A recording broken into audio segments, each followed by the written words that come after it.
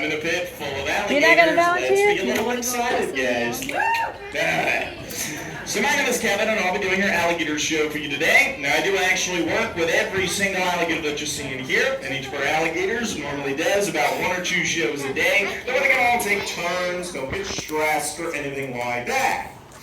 Now, the largest alligator that we have in our enclosure, he is actually this big guy sitting in the water over here. We'll come over and talk about him a little bit. Hi, big guy. Oh. So he is actually this big guy right here. Hi, buddy. Come here, big guy. Come say hi. There he is.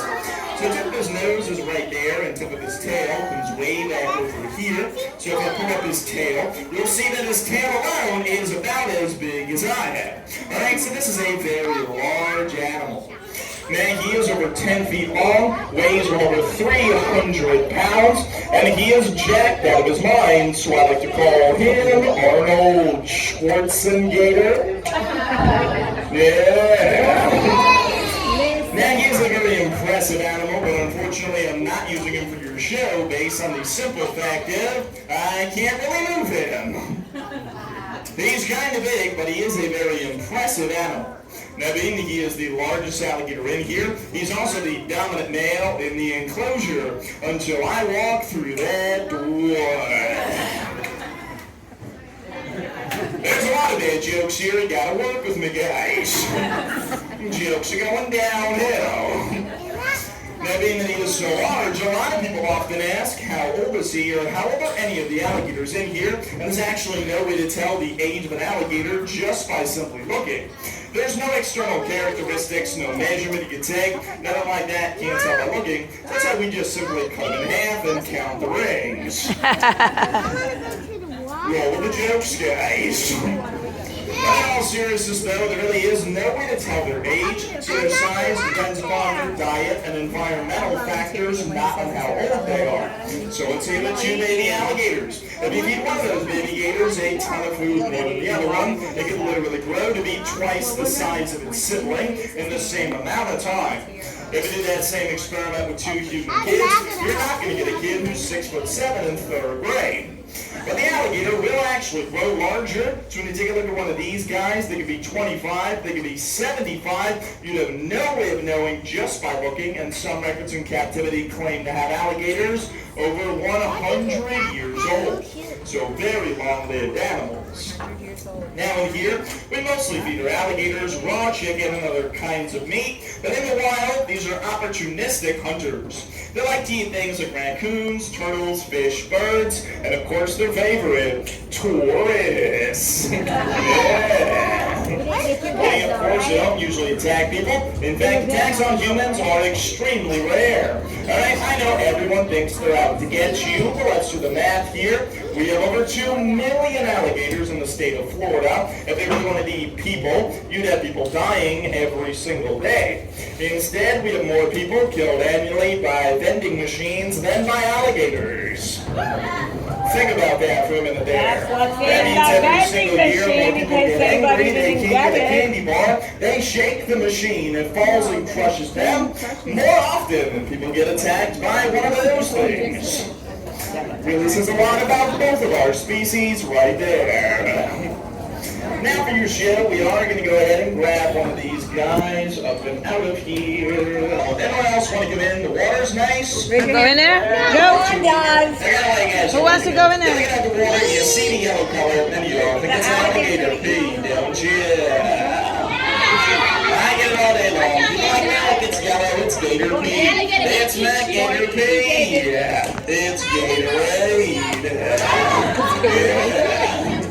We're actually draining from this pond out every single day. We have to fill the water out, spray it straight down, refill with clean water. But the water we use is well water, so it does have a yellow color to it, although it is actually clean. Now, like I said, we do rotate them all through, so I wasn't looking for a particular individual. So I'm going to grab a look at this guy sitting down here. We'll put him up front so everyone's going to be able to see. Here's the guy. Come. Let's go. Yeah.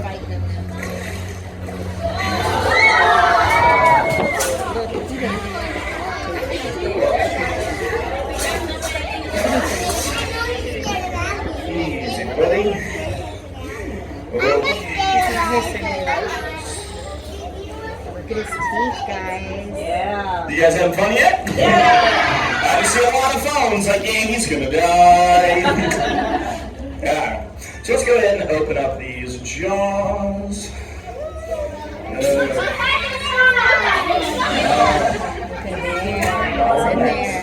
Alright, so take a look inside that alligator's mouth. You will actually see 80 teeth in there.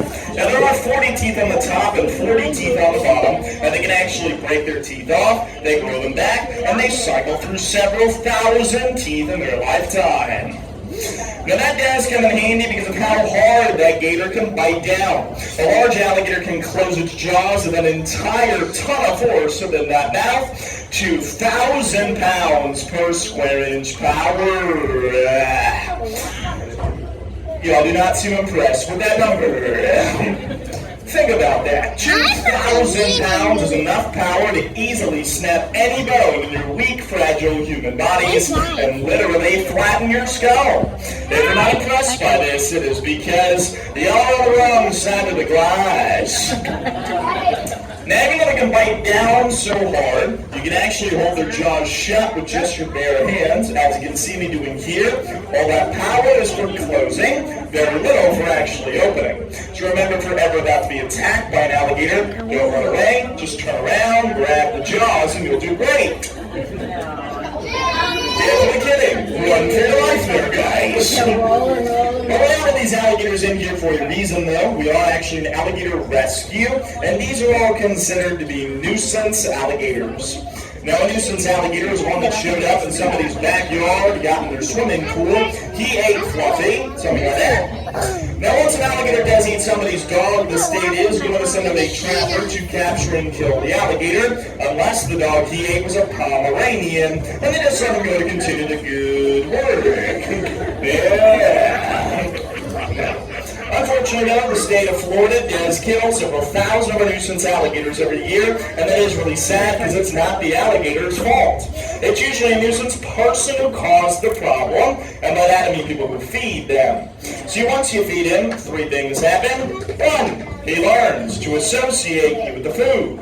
2, you don't have the food. 3, you are the food. And that's why it's against the law to feed them. So what we do in here, we do our shows with these nuisance alligators instead of him being turned into a handbag, which you appreciate that, right, big guy? See, guys. That's what we consider an alligator rescue, because every single alligator that you see in here would have sadly been destroyed if they were not here with us. The alligator wrestling is not like wrestling in a ring, and do not hurt, headlock, or body slam the alligator. It's actually techniques used by the native tribes of Florida, and one of the maneuvers they would use is holding the jaws of the alligator shut between your chin and your chest, allowing your hands to be free to get a rope and then tie the jaws shut, which sounds like a horrible, dangerous idea, so I'm going to demonstrate it. That does make a pretty cool looking photo, so I'll give you guys a thumbs up like this, or if it does go horribly wrong, get my arm ripped off and I'm bleeding everywhere, I'll give you a thumbs down, okay? Alright, don't worry, in that scenario, just switch your camera from photo to video. Okay, camera, big guy. Relax.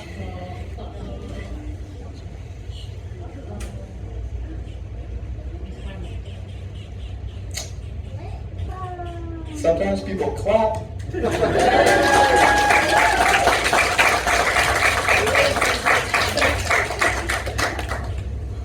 Thank you, guys. That clapping did not feel forced at all. Now, I do have one more trick to show you guys, but before I do it, I do want to tell you a little bit about myself, too. Relax, big guy. Easy. Calm down, buddy. Calm down. I do actually have a bachelor's degree in finance and international business from a college in New York. And it doesn't make a lot of sense to me either. Over my entire college career, all I really wanted to do was get out of the shark tank and into the gator pit. Hey.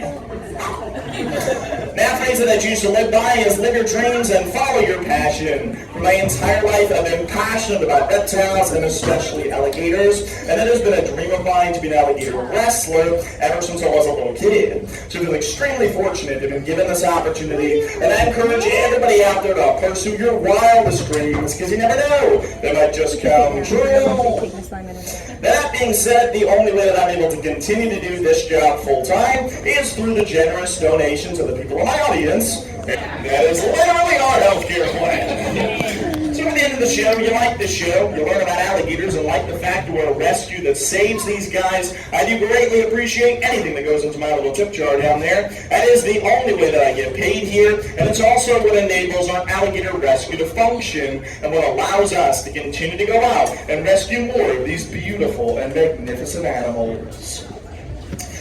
Now, I do also have the not fun part that I do not attempt anything you've seen me doing here today. I know I might make it look pretty easy, pretty safe to be in a pit full of alligators and they handle one, but the reality is one slip, one wrong move, you can lose life or limb. I feel very fortunate. I've had a lot of close calls, never had a bad accident, but I have had a few friends who did. And one thing got bit in the hand during a show, Gator Death World, snapped his arm like a twig. Another thing got bit in the upper arm during a show, Gator Death World ripped the bicep muscle from the bone, ate the chunk of his arm during the show. Now that was obviously very serious, he almost died from blood loss, but I'm not saying this to be dramatic or to scare you guys. I see that you understand the reality here. I'll never try this.